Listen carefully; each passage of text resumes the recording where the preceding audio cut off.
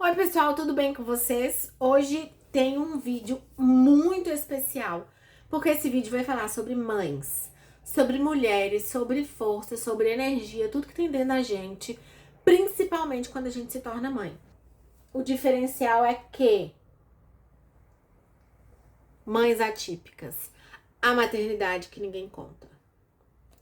Na verdade, a maternidade que ninguém vê, né? Esse livro é da Mariana Bonaz. Eu comprei ele tem alguns dias e eu comecei a ler, ainda não terminei, então eu vou fazer um vídeo de quando eu terminar.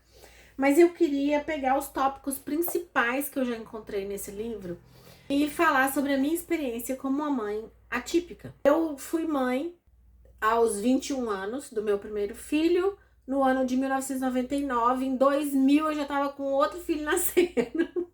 Tudo muito rápido.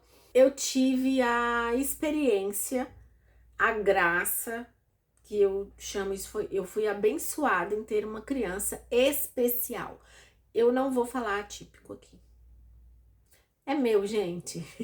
Critiquem, me julguem.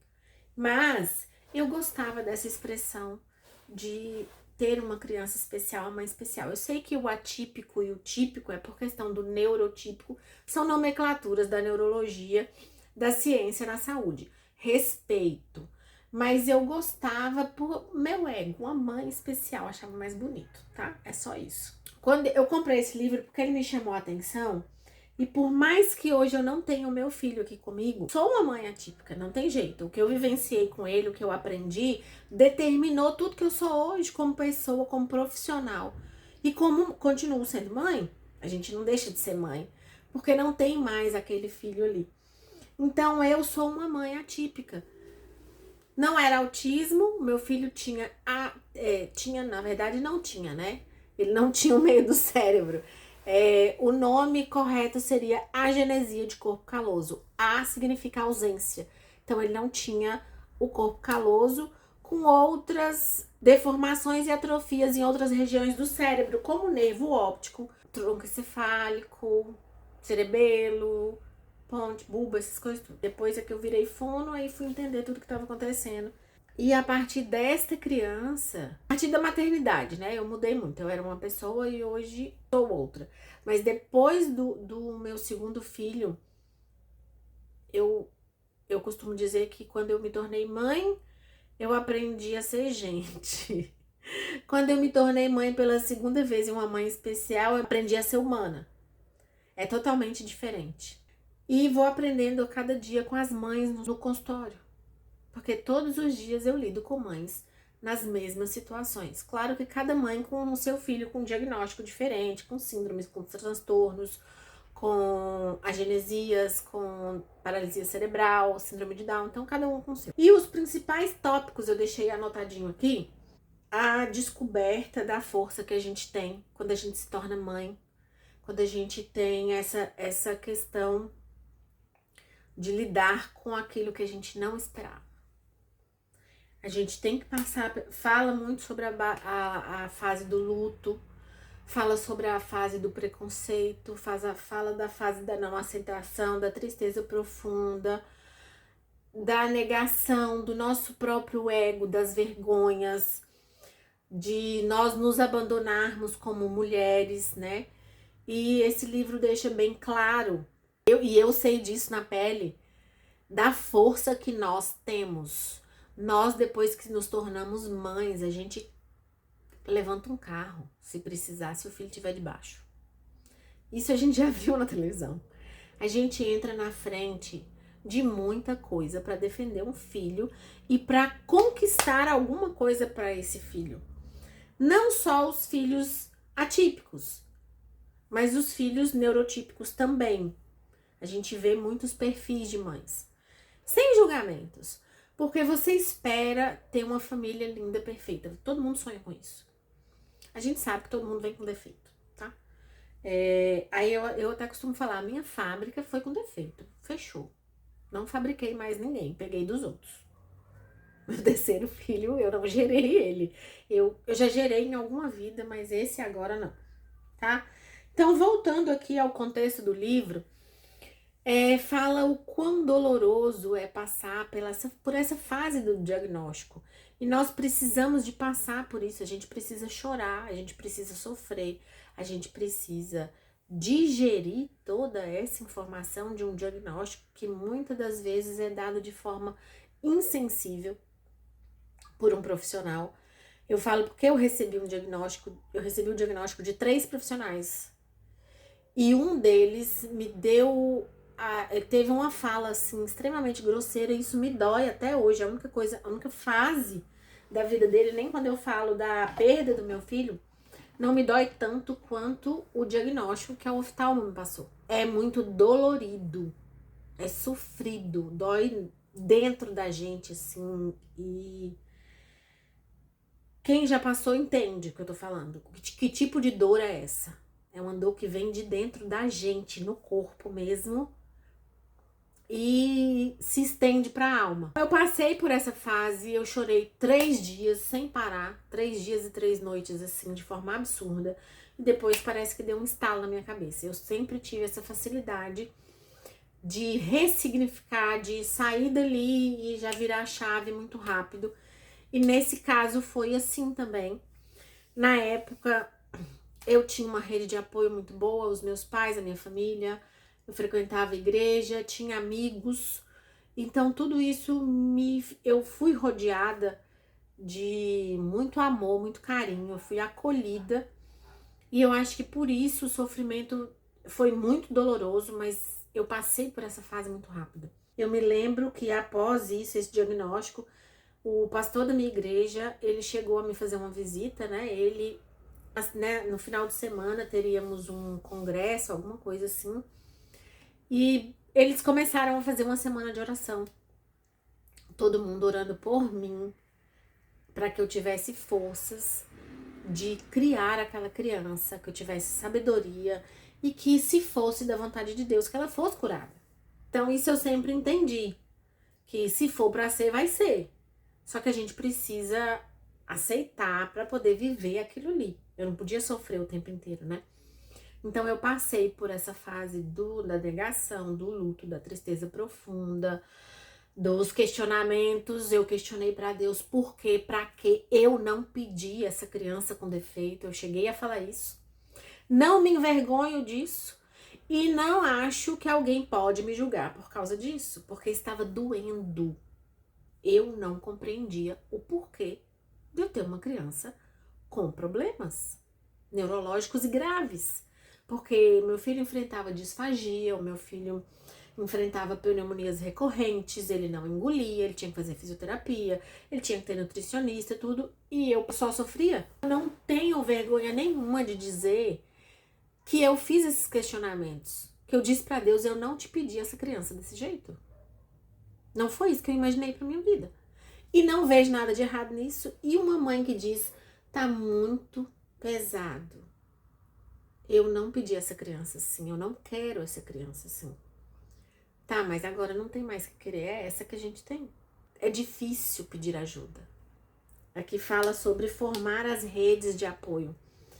E eu tive uma família muito acolhedora, tinha essa questão da parte religiosa, que eu acho que é algo muito valioso para as pessoas terem como rede de apoio, se apoiarem, acreditar em algo assim, que tenha um valor, um poder divino, algo que você acredite. Não interessa a religião, não interessa a sua religião, a sua verdade espiritual, mas que isso te traga conforto, isso te traga energia para você seguir. Os melhores lugares para você montar uma rede de apoio, os grupos, são com outras mães, é no consultório, é nas reuniões de pais, é nas escolas, onde você se interliga com pessoas que passam por situações extremamente parecidas com a sua.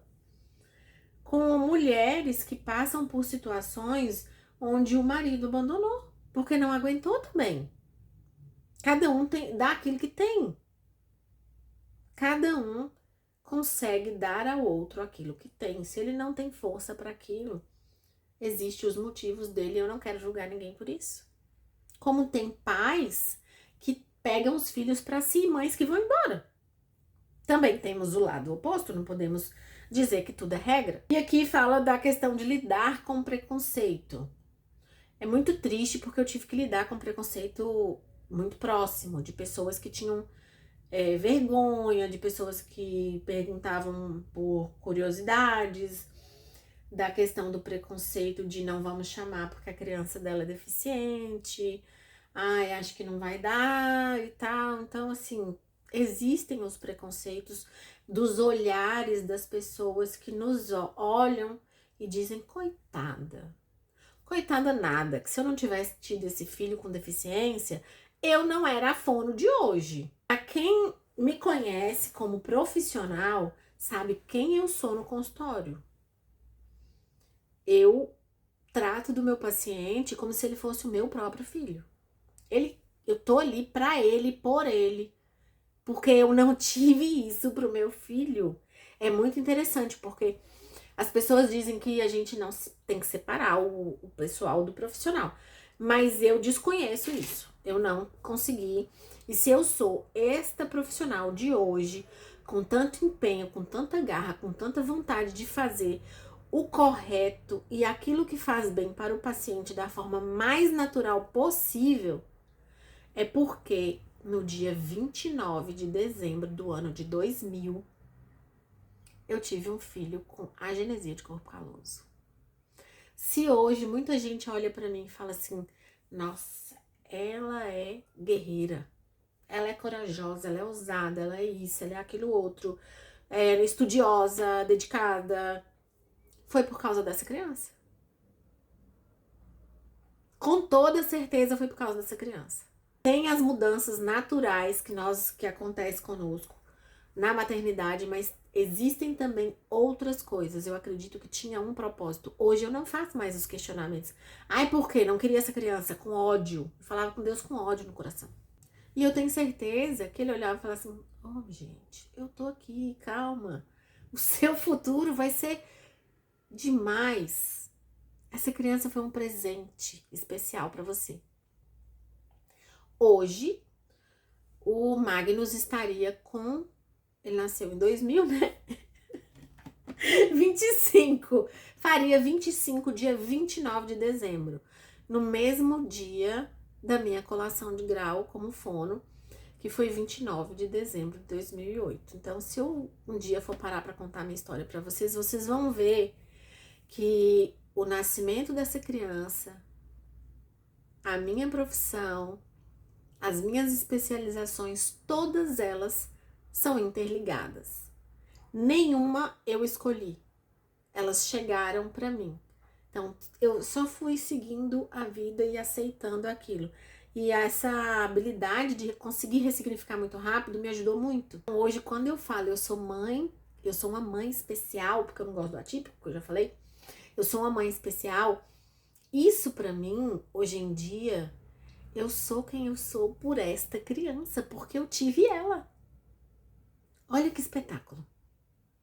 Então eu não quero ser chamada de mãe atípica, eu quero ser uma mãe especial, porque eu fui escolhida para ter esta criança, para ser quem eu sou e para ajudar tantas pessoas que eu ajudo no dia a dia, dentro do consultório, como eu já ajudei, nos hospitais, nos atendimentos domiciliares, nos atendimentos online, nas supervisões, a quantidade de pessoas que já passaram por mim e eu consegui dar qualidade de vida para cada uma delas.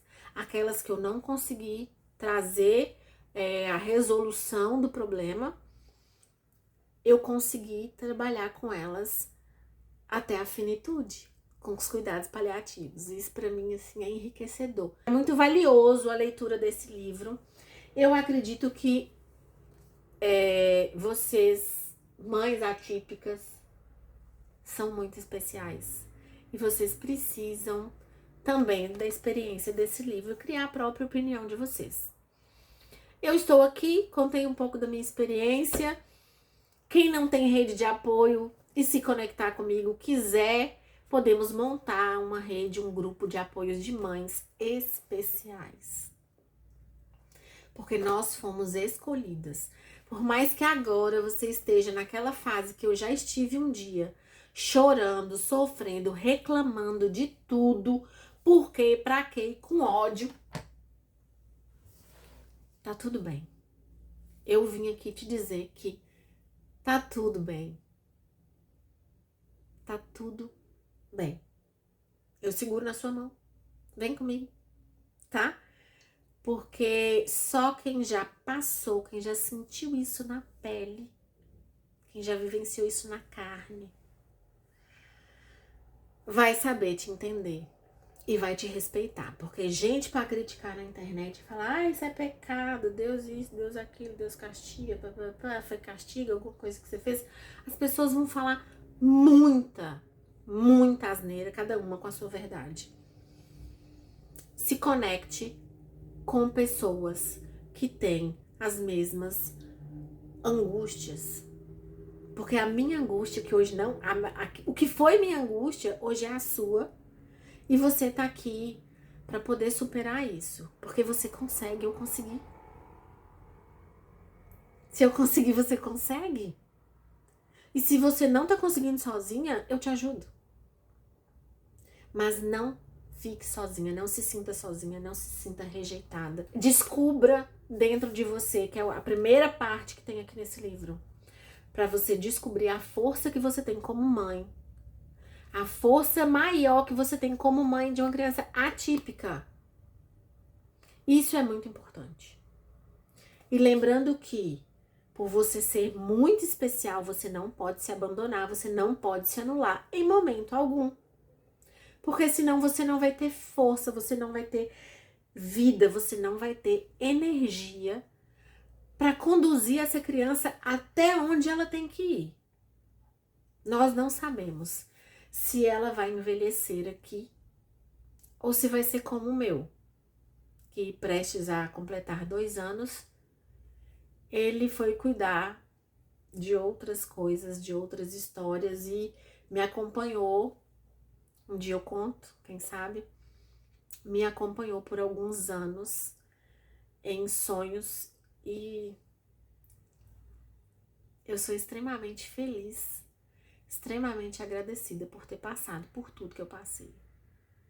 E eu espero que você, mãe, se hoje tá doendo em você, um dia você consiga dizer como eu estou dizendo hoje.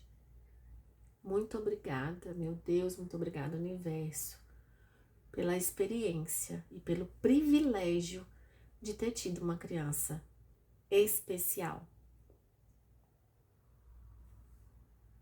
Beijo a todos. O link do livro tá aqui, tá? Vocês podem, quem quiser comprar. Tá maravilhoso.